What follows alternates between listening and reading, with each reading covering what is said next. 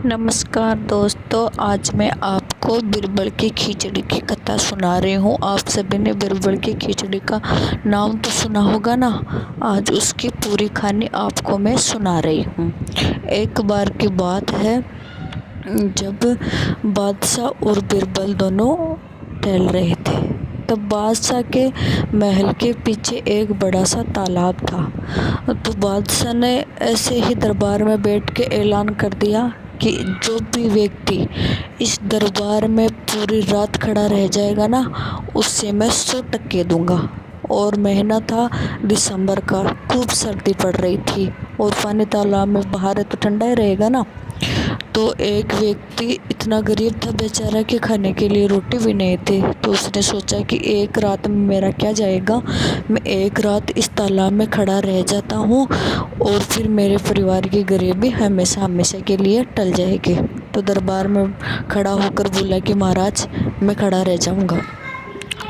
तो बिरबल ने बोला कि उस बादशाह ने बोला कि ठीक है भाई, तू खड़ा रह जा। शाम की 8 बजे से लेकर सुबह की 6 बजे तक आप उस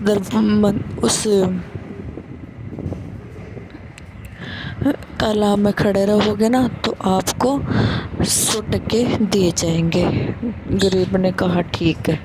तो वो व्यक्ति शाम को 8 बजे बादशाह के दरबार में पहुंच गया। बादशाह के दरबार में पहुंच के बादशाह ने बोला कि महाराज, मैं आ गया। तो ठीक है, जाके उस तालाब में खड़ा रह जाओ। वो पूरी रात उस ठंड में उस तालाब में खड़ा रहा। तो सुबह के जब 6 बजी तो वापस निकल के आया कि महाराज लो, मेरा इनाम दो। बोला, मैं कैसे मान लूँ कि तू पूरी रात वहाँ खड़ा था। महाराज, आपके महल का दिया पूरी रात जलता है ना, एक पल के लिए भी नहीं बुझता है। तो मैं उस दिए को देख के पूरी रात उस तालाब में खड़ा था। तो बादशाह ने कहा, भाग यहाँ से। तो मेरे वो दिया है उसका ताव चला गया तेरे पास। तो वो गरीब हाथ जोड़ के विनती करने लगा कि महाराज, दिया इतने ऊपर और वो तालाब इतने नीचे, उसका ताव मुझ तक कैसे जा सकता है। बादशाह ने कहा, मुझे नहीं मालूम। गरीब बेचारा ठिठर कर रहा था सर्दी के अंदर, हाथ पैर शून्य थे और बादशाह के सामने थोड़ी देर तो गिड़गिड़ाया और फिर वहाँ से चला गया। तो फिर यह बात बिरबल को पता चली। तो बिरबल के पास गया, जाके बोला कि ऐसे ऐसे बादशाह ने बोला है। तो बिरबल ने कहा ठीक है, अभी तो तू जा, फिर देखेंगे। फिर वो चला गया। एक बारी बादशाह के दरबार में कुछ ऐसा काम आन पड़ा कि बिरबल के अलावा उस काम को कोई नहीं कर सकता। तो बिरबल उस दिन आया नहीं दरबार में। तो बादशाह ने अपने सिपाहियों को भेजा कि जाओ बिरबल को बुला के लेके आओ। तो बिरबल के पास गए सिपाही, बोला आपको बादशाह बुला रहे हैं। बोला आप चलो, मैं आ रहा हूँ। फिर थोड़ी देर, आधे घंटा 1 घंटा निकल गया और बिरबल नहीं आया। तो फिर दोबारा से भेजा कि बिरबल आए क्यों नहीं। तो फिर बात वो सैनिक जाके बोले कि आपको तुरंत बुला रहे हैं। तो बोला कि आप जाओ, मैं आ रहा हूँ। तो उस सैनिकों ने जाके कहा कि आ रहा है।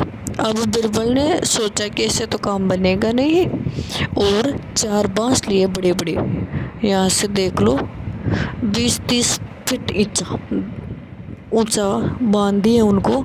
और उन पे एक वो क्या होती है, जानते हो ना, वो मटकी, उसके ऊपर मटकी को बांध दिया और नीचे बैठ के आग जलाने लग गया। और तो फिर से सैनिक आए, फिर से बोला कि आप चलो, मैं आ रहा हूँ। तो बादशाह ने पूछा कि आखिर बिरबल कर क्या रहा है। तो सैनिकों ने बताया कि महाराज, एक तो 4 तो बांस बांध रखे हैं ऊंचे ऊंचे, और उनके एक वो हांडी होती है ना, मटका, वो बांध रखा है और नीचे आग जला रहा है। तो बादशाह ने सोचा कि ये क्या कर रहा है बिरबल, समझ में नहीं आ रहा। तो आप बैठो, मैं आ रहा हूँ। तो बादशाह खुद ही चला गया। अब जाके बोला, बिरबल क्या कर रहा है। तो महाराज, खिचड़ी बना रहा हूँ ना। तो बिरबल आप इतने बुद्धिमान होते हुए भी ऐसे बेबुद्धि की बात कैसे कर रहे हो? क्यों महाराज, बेबुद्धि की बात कैसे हुई?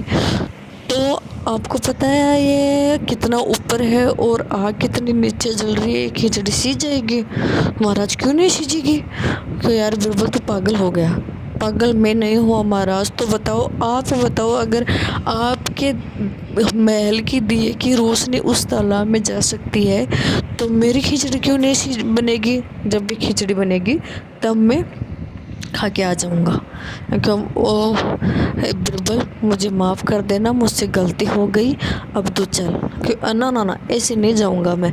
पहले उसको, उस इंसान को बुलाओ और उसको उसका इनाम दो, फिर ही मैं आऊँगा। चल ठीक है, बोला उसे बुला लो। फिर उसको दरबार में बुलाया और बादशाह ने उसे 100 टके की जगह 200 टका दिया और उससे माफ़ी भी मांगी और अपनी गलती का एहसास भी हुआ। तो देखो, अगर कोई गलती कर रहा है और हमें पता है कि ये गलत है तो हमें उनको उनकी गलती का एहसास करवाना चाहिए, चाहे वो राजा हो, रंग हो, फकीर हो, कुछ भी हो। देखो ऐसा है, इस खाने से हमें यही सीख मिलती है। Thank you.